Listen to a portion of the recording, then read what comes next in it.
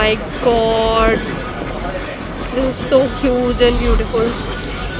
इस जगह पे एंटर करते ही बहुत ही स्ट्रॉन्ग वाइब मुझे फील हुई। इस गेट के अंदर एंटर करते ही मुझे ऐसा लगा कि oh this is amazing, look at the cruise. वाह। Very good morning guys, welcome back. पिछले वीडियो में देखा था कि मैंने लाइफ में पहली बार ट्रैवल किया था फर्स्ट एसी में ट्रेन के। मैं आया हूँ Jabalpur once again. This is a new morning, new beginning for everyone. ये जो आप मेरे पीछे देख रहे हैं, जो ग्रीनरी, जो बहुत ही अच्छा सा पार्क देख रहे हैं, this is one of the most famous gardens और parks in Jabalpur and it is called Bhanwartal garden. तो आज मैं यहाँ आया हूँ एक्सप्लोर करने, अपनी मॉर्निंग को बहुत ही फ्रेश करने, ताकि मेरा दिन अच्छा जाए। मैं यहाँ थोड़ा सा योगा करूँगा, थोड़ी मेडिटेशन करूँगा, आपसे बातें भी करेंगे और भंवरताल गार्डन पूरा दिखाऊँगा आपको कि कैसा है। इट्स वेरी ब्यूटीफुल एक्चुअली, और यहाँ बहुत सारे लोग आते हैं। सो let's just do some meditation and meanwhile we'll keep talking. Alright, stay tuned. Guys, Bhanwartal garden 19th century में ब्रिटिश कॉलोनियल एरा में कंस्ट्रक्ट किया गया था और इसको पंडित मोतीलाल नेहरू पार्क के नाम से भी जाना जाता है। 19th सेंचुरी में इस एरिया को ब्रिटिश रूल के under as a military camp use किया जाता था और मिलिट्री ट्रूप्स को अकोमोडेट और ट्रेन किया जाता था। पार्क के बीचों बीच रानी दुर्गावती का एक बहुत बड़ा सा स्टैचू है जो उनके साहस और पराक्रम की लेगेसी को शो करता है। This place is situated in the heart of the city. That is the reason it is always filled with a lot of people, especially in the morning. Guys, इस पार्क के चारों तरफ green cover है जो आपको एक बहुत ही satisfactory feeling देगा. And a lot of people are there who motivates you to work on your fitness. I also tried my hand on the traditional mudgal and it felt really good. So guys, workout हो गया है, मैंने भी थोड़ा बहुत workout कर लिया। यार इतने सारे लोगों को देख के ये लगता है इट्स रियली कमेंडेबल कि लोग अपनी हेल्थ और फिटनेस पे ध्यान देते हैं। यंग एज हो या मिडिल एज हो या ओल्ड एज लोग हों, काफ़ी ध्यान देते हैं अपनी हेल्थ और फिटनेस पे, और ये बहुत ही अच्छी चीज़ है। रादर दैन बुरी आदतों में पड़ने से आप अपने हेल्थ पे इन्वेस्ट करें, क्योंकि पैसा, वेल्थ और ये प्रॉपर्टीज़ और ये सब तो यहीं रह जाएगा, आपकी हेल्थ आपके साथ रहेगी। इट्स नॉट अबाउट लंबा जीना, अगर आपको हेल्दी जीना है बिना किसी पे डिपेंडेंट हुए, तो start taking care of your health from today. Guys, Bhanwartal garden के बाद हम निकल पड़े एक नई जगह एक्सप्लोर करने के लिए।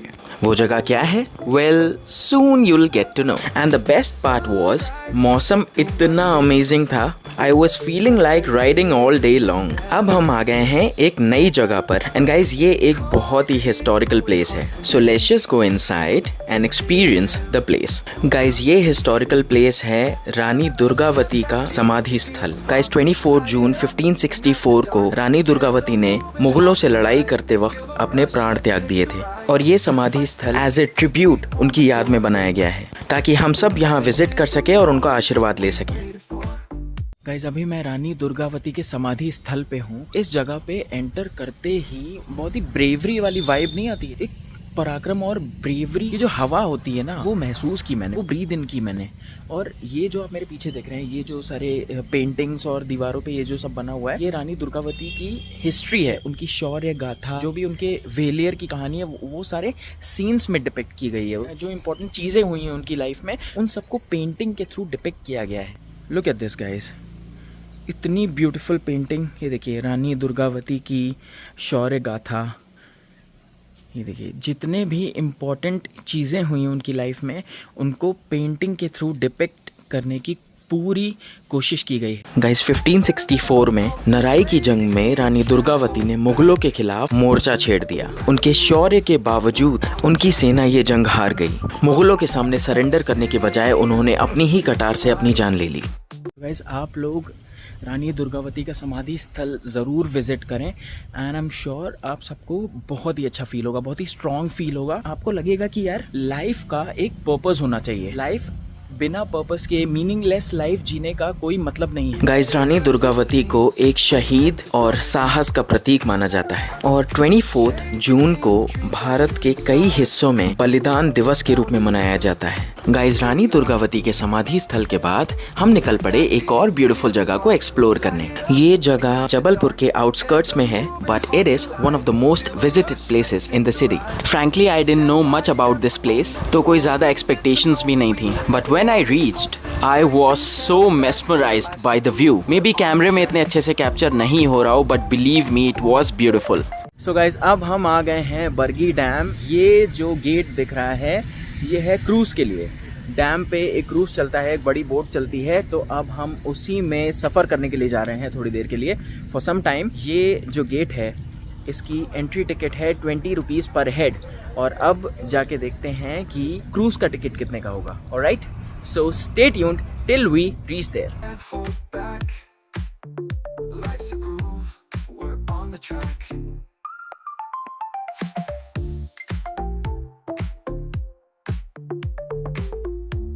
सो गाइस ये है पूरा, क्या है, नर्मदा नदी ना। सो गाइस ये है नर्मदा नदी बैंक, और अब हम आ गए हैं बरगी डैम पे। After half an hour cruise चलेगा। मैंने क्रूज़ का टिकट लिया है per head 220 rupees. As of now I am enjoying the view and I am sure you guys also enjoying this breathtaking view behind me. मुझे बहुत ही अच्छा लग रहा है, मौसम भी बहुत अच्छा है। ये देखिए, ये है पूरा व्यू, इट्स फ्लोइंग वाटर। जब भी आप बहते हुए पानी को देखते हैं तो ऐसा लगता है, आपको एक विश्वास होता है कि यार लाइफ गोज़ ऑन, लाइफ ठहरती नहीं है किसी के लिए। जैसे पानी मूव करता रहता है वैसे ही ज़िंदगी भी मूव करती रहती है। Guys this is the whole view, it's so beautiful. जहाँ तक नज़र जा रही है वहाँ तक पानी, और ये हैं डैम के gates, if you can see it's so far from here. Guys Bargi dam की हिस्ट्री बहुत ही पुरानी है। ये 1988 में एस्टैब्लिश हुआ था और इसके टोटल 21 गेट्स हैं। And it is one of the oldest dams on the Narmada River and the first successfully completed dam under the Narmada Valley Development Project. So guys ये है वो पॉइंट जहाँ पे क्रूज़ हमारा आने वाला है, और यहाँ से हम लोग जाएंगे क्रूज़ पे, एक सर्टेन पॉइंट तक जाएंगे। अप्रॉक्सीमेटली 45 मिनट्स स्पेंड करेंगे क्रूज़ पे, and then will return to the starting point. So guys cruise हमारा आ गया है, और जितने लोगों ने टिकट लिया था सब जा रहे हैं क्रूज़ पे बैठने के लिए, and I am so excited to board the cruise. So let's just go and experience the magic of flowing water. Alright Guys, Bargi Dam plays a really important role in irrigation, power generation and water supply in the whole Jabalpur region. ये है cruise का lower deck with a lot of seating and couches, जहां आप बैठ के आराम से view का मजा ले सकते हैं। And this is the beautiful water of the Narmada river.